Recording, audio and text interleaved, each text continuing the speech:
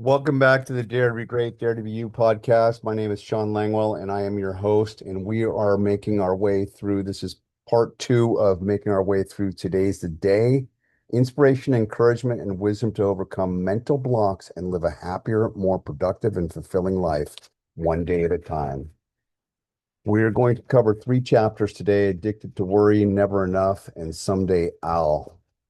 And we're going to just dive right on into this. These are super short chapters. If you missed the first episode, you do not have to watch or listen to these in order.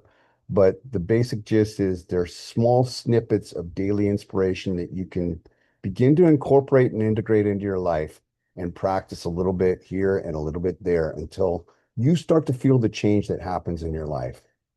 So without further ado, let's dive in. This is chapter 3, Addicted to Worry. Will this matter 5 years from now? My stepfather David asked me this deep and disarming question over 30 years ago when I came to him with some worries and doubts I had about my job and career path. According to several studies, 85 to 92% of the things we waste precious time worrying about will never happen. Why then do so many of us still worry? Great question. I don't know. There are no clear-cut answers, but like many bad habits or addictive tendencies, it serves a purpose until it doesn't. What do I mean? Our tendency to worry serves a purpose. It's how many of us cope with perceived and often unfounded fear. When we are prepared to be disappointed, worry, the pain of not getting what we want is lessened. Worry may be helpful in the short term, but when it's our primary default response to any fear or anxiety, it can be costly. Escape and avoidance are seldom a healthy response to fear. Numbing our anxiety or discomfort with some form of escape, such as binge watching Netflix, cuddled up with a pint of Ben and Jerry's Chunky Monkey till 2 a.m. on a work night, is not going to make your fears go away. Neither will shopping, sex, drugs, alcohol, or incessant worry. In fact, not facing the root causes of what we tend to worry about will only exacerbate, not eliminate, our problems. Who wants that? Not me. So what's the solution? There are many. One of the simplest is to pay attention to how you feel and what you do when you feel anxious, uncomfortable, and start to worry. Sit with your feelings for a moment and don't try to avoid, numb, replace, or ignore them. Then ask yourself three simple questions. One, how real is this thing I'm worrying about? Two, what's the worst thing that can happen and how likely is that to occur? And three, will this quote big thing I'm all worried about really matter 5 years from now? If so, seek professional help. If not, then let it go. Chapter 4, Procrastination. Procrastination is another form of worry. It's rooted in fear. It's often a symptom of a much larger problem, but it's not always bad. What do I mean? Sometimes we need to put things off because they are not as important as others. I think our real problem isn't our tendency to procrastinate. Rather, it's not feeling in control of our time, money, or things we say we want to do, or things we say we want to do. We lack clarity, motive, direction, and discipline. When we are not clear about what we want, we waffle. We procrastinate. It's perfectly normal. But normal doesn't mean it's healthy. A healthier response would be to intentionally come up with a plan, ask for help, or delegate and drive the results you want to accomplish. Seems simple and obvious, right?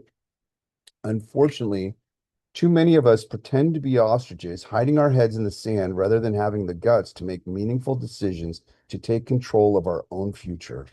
Instead, we hide. We procrastinate. As a result, we feel frustrated and unproductive, further perpetuating a negative downward spiral of laziness and apathy, and for some, impending doom. Recently, a how to overcome procrastination mastermind course ad hit my Facebook feed. It asked a simple but normal question. Want to learn the 5 secrets to overcoming procrastination? Click here. While there are many more levels to overcoming procrastination, I couldn't help myself. I had to comment. Want to know how quick you want to know the quick and easy way to stop procrastinating? Do something. Needless to say, the author entrepreneur fought back, arguing about the need to think before you act and a whole bunch of other things, none particularly untrue. But they missed the point. Once you have found some clarity about what you want and what benefit will come from whatever it is you say you want to do, the best way to move past your procrastination habit is by taking action.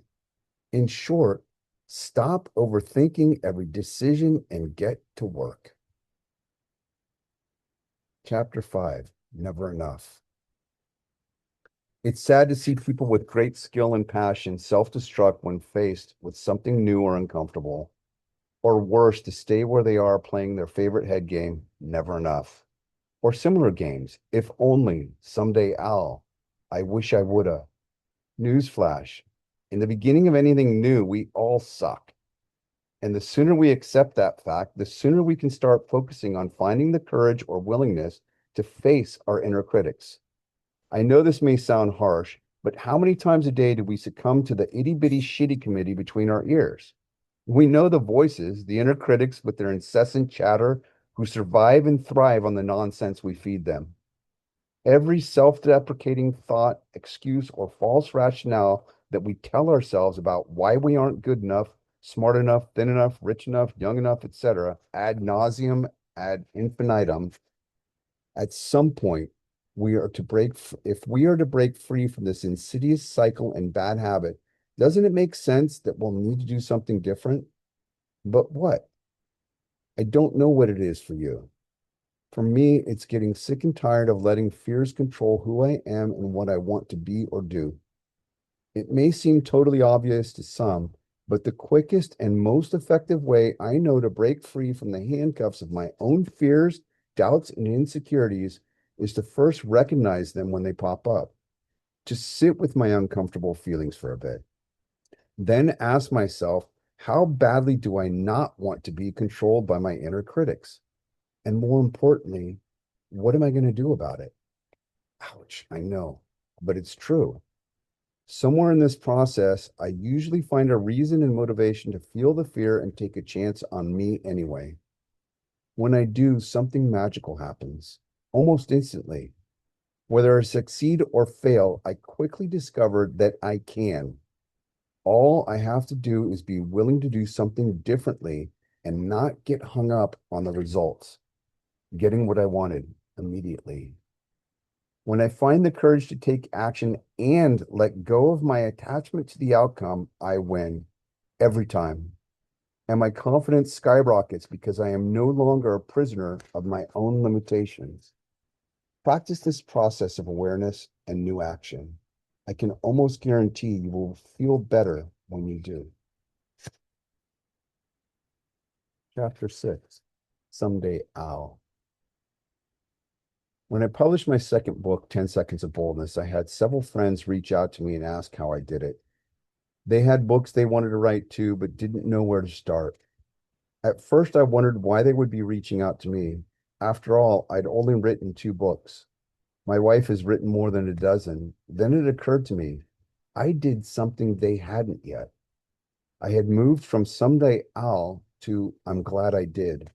And now others wanted some tips and encouragement to turn their stories into books. I'll admit it was flattering that they asked, but inside I kind of felt ill-equipped to help them. I was by no means an expert. Instead of diving into solutions, I asked them what they wanted to write about. What stories did they want to tell? How far along were they? It turns out each one had bones of personal stories about their struggles and how they changed, but they had not yet fully outlined or walked through the narrative arcs of a good story. They were missing the basics, a clear beginning, middle, or end. So rather than teaching them all the publishing tips and tricks I've learned in the past 6 years, I offered simple suggestions and encouraged them to keep writing. Some wanted more. They, like me, wanted a magic bullet to help them go find a book idea from a book idea to actually publishing one as soon as possible. Life doesn't work like that. To turn our someday I'll dreams into reality requires several things: willingness to learn, patience, practice, time, and effort. Intuitively, we know this, yet most of us are impatient and want results yesterday. One of my someday I'll dreams is to become a life coach. To make it happen, I have to study, practice, and put in the time. One of my friends wanted some coaching for writing her story. Long story short, despite not having any formal training, we agreed to meet. After 3 hours of asking questions and guiding her to her own discovery, I walked away feeling better about my ability to coach. I had never formally done it, yet she said that she got so much out of it. She has yet to continue writing, but the point is that she walked away believing a little more in her ability that she can, and so did I. For her, someday may not be today. But on that rainy day in January, she took one bold step forward and shared intimate details of her life that she had never shared before. What a privilege to hear her story. I had known her all through high school, but never really knew her until we sat down to talk about her someday. The point is, we all have hundreds of dreams and goals and aspirations of things we'd like to do, want to do, 101 someday I'll dreams. Until we find the drive to earnestly pursue them, they will forever remain in a fancy box with the words "Someday I'll" emblazoned in gold near the latch. There they will remain until we decide it's time. Someday is today. Until then, let them rest. No guilt, no shame. They will be there whenever we are ready to find the motivation and courage to act upon them. When that time comes, we'll know. And when it does, there are many professionals available to bring our dreams into focus and eventually a reality. All we have to do is find them. Is your someday today? This has been Dare to Be Great, Dare to Be You, Dare to Be You. I'm your host, Sean Langlaw. Next time we'll pick up with If Only, the barren desert of doubt and indecision. And I wish I would have learned to live a life with no more regrets. Until next time, this has been Dare to Be Great, Dare to Be You. I'm your host, Sean Langwell.